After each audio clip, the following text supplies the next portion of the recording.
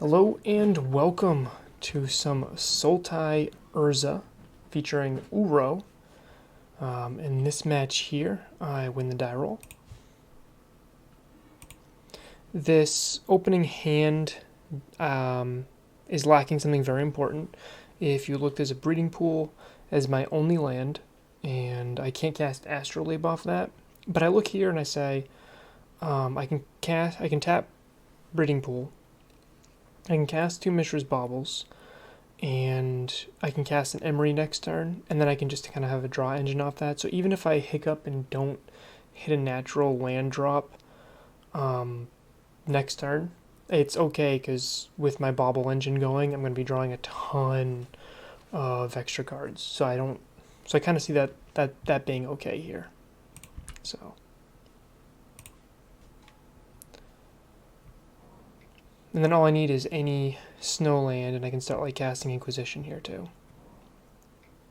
See, I'm up against Jund. They take the Emry out of my hand, so immediately I sacrifice the Baubles because I'm not trying to cast like a turn 2 Emry anymore.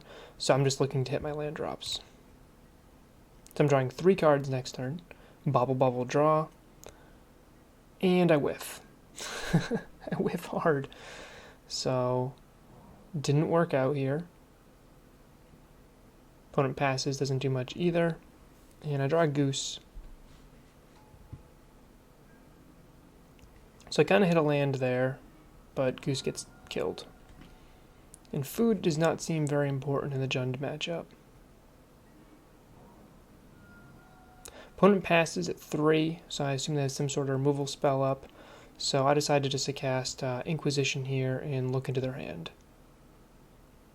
Kolaghan's Command destroys an artifact and makes me discard my Pithing Needle.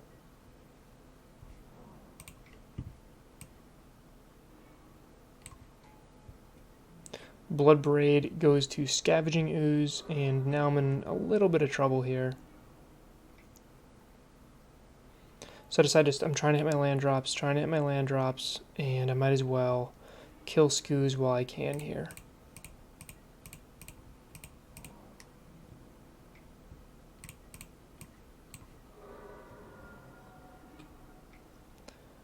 Again, just trying to hit my land drops.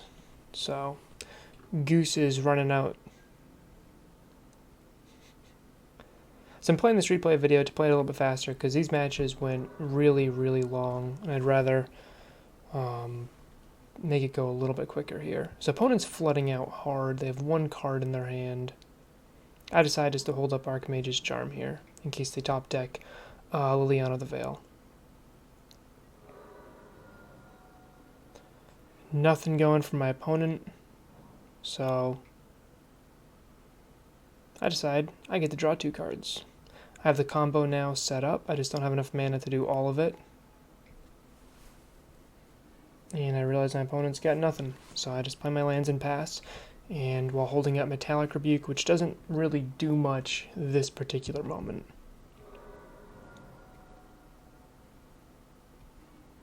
The opponent's flooding hard. I put a Fatal Push back on top of my deck. It's actually kind of a critical moment because they just played a Raging Ravine. So now I get to draw that Fatal Push, kill one of their threats because I am at 2 life while still kind of progressing my board. And now my Mystic Sanctuary puts my Archmage's Charm back on top. So I'm going to be at 4 life with a Fatal Push up to hit the Raging Ravine.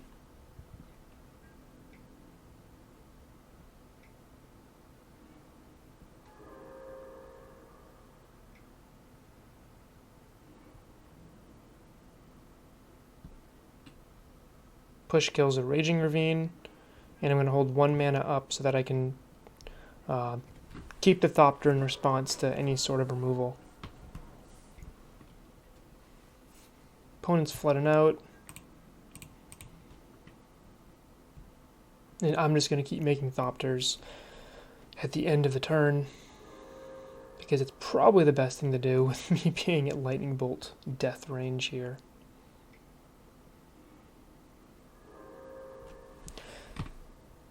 I will say this is kind of, like, I've played a lot of decks on MTGO, a lot of combo decks. This one's probably the most miserable to try to click through. Maybe I'm missing something, but I tried looking for an auto always yield yes, and I couldn't find it.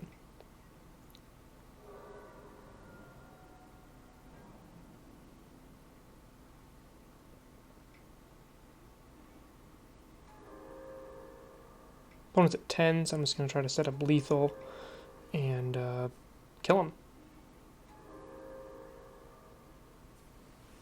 Opponent never even gets to see the Urza in my hand. They can see just the lethal on board here. So it's game 1. Game 2, you can see my sideboard here. So I did not bring in Veil of Summers to protect any of my combo pieces. Instead, I brought in like Tireless Tracker and some more trophies and some Abrupt Decays, where I took out Pithing Needle, because that's kind of the least impactful thing here. Also took out my Gilded Gooses.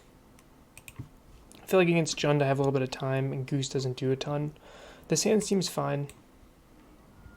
Opponent thought seizes my Emry away, and my hand all of a sudden looks a little bit weaker.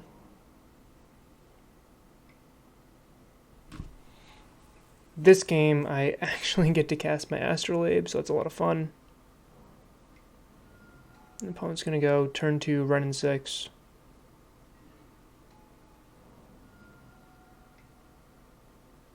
I see no reason not to put Sword out right now. Even if they destroy it, I kind of want it in the graveyard. Or I don't mind it being in the graveyard anyway. This Liliana hurts a little bit. And I discard a land because Tracker and Urza are both pretty powerful. Make a punt here, I bobble, noticing my opponent has a Bolt on top. Despite that, I still make this line, putting the Tracker in play. Because for whatever moment, I'd forgotten that they had the Bolt in hand, so I thought they were going to Edict. But instead, they make me plus. Thankfully, I kept the Bobble in hand, so I could plus get rid of that. And they Bolt my Tracker. And now I'm kind of running pretty far behind. I need to hit a land drop to drop Urza. Without it, I'm kind of destined to lose here. Bloodbraid Elf into Pillage prompts my Archmage's Charm because I need to hit a land drop to win here. But if you're actually looking at the other side of the board, you see Run and 6 and Leon are both in ult range. So I feel like it's kind of game over here.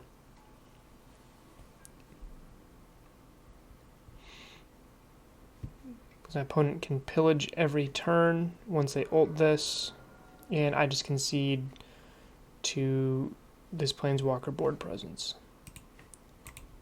So game 3, you can see I brought Engineered Explosives in because I feel like it was a little bit better than like a Metallic Rebuke here.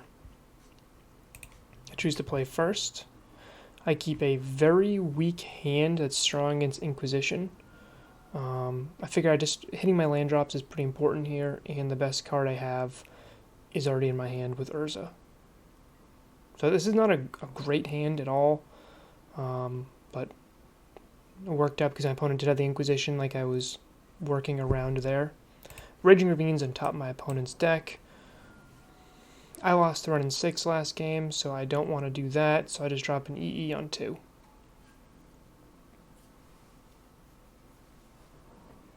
Also slows down a Tarmogoyf and kills a Skooz and does lots of important things here. Bloodstained Mire gets returned to my opponent's hand. There's nothing really for me to do. I bobble myself, see a Tracker's on top, and decide I want the Tracker, and I just blow up the EE. Now, if you look, I wanted the Tracker because in case my opponent thought seizes me, no matter what, I still have threat in hand. Do the most mana efficient play and pass the turn.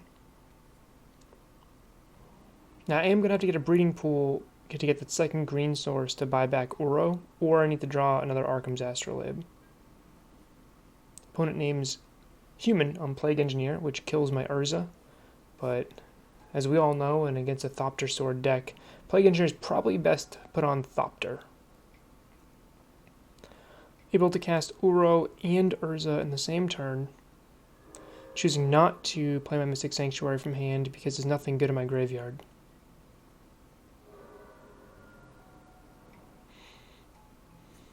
Opponent does have a 6/7 Tarmogoyf, but I top deck the Thopter and win the game. Now, don't really need to go through how this iteration is going to work. I can actually also be able to play Tracker and basically can draw my entire deck if I choose to, make infinite Thopters, infinite mana, and win the game. Opponent will concede when I think I put like 13 to 15 Thopters in play, so. Or actually right here.